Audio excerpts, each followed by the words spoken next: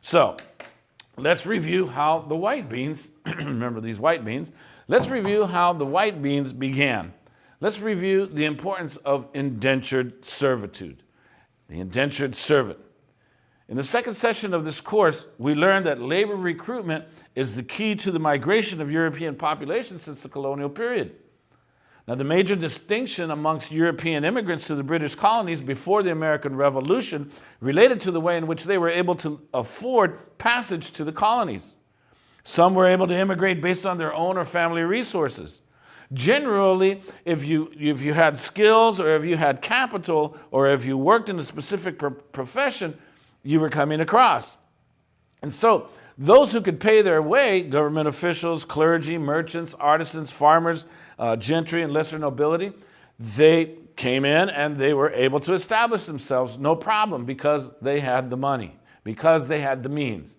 But the majority did not. The massive immigrants are going to come as indentured servants.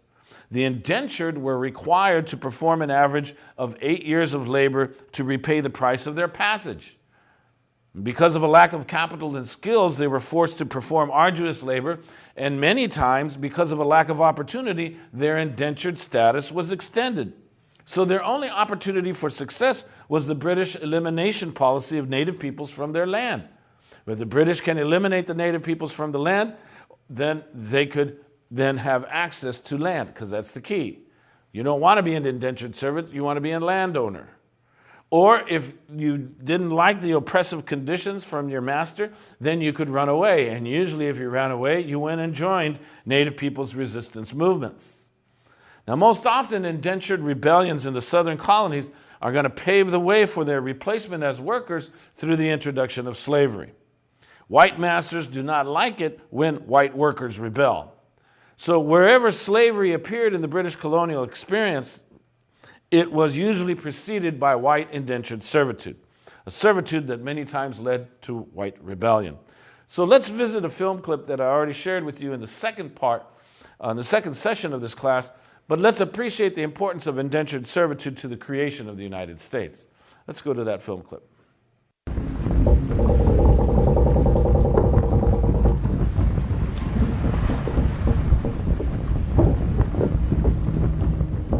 This is the story of the Mayflower, actually, of the Pilgrim voyage. On 3 days before or 2 or 3 days before they landed, the majority of the people there, over 50%, were indentured servants. And they staged a revolt on board.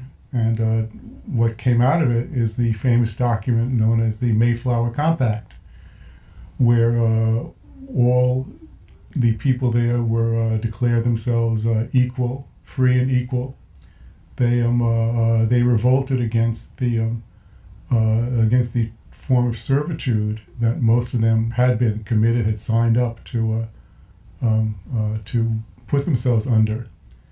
And through a revolt of revolutionary servants, the first New England colony, Plymouth, became a democracy of sorts. It was a limited democracy, but it was the most democratic society at that time in colonial America.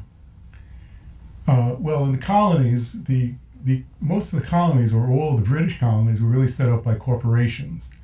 And as soon as possible, people who were hooked into it, who were often indentured servants, where they signed up for passage for a certain number of years, they would have to work off the money that the passage cost, and then they were able to get off on their own. And as soon as they got out, and many of them just ran away from that form of bondage, and went off into the wilderness. So, but as soon as they got into their own communities, into small towns, small villages, they were basically cooperative communities there. The cooperation was and democratic procedures were basically the way they settled the country in the early years.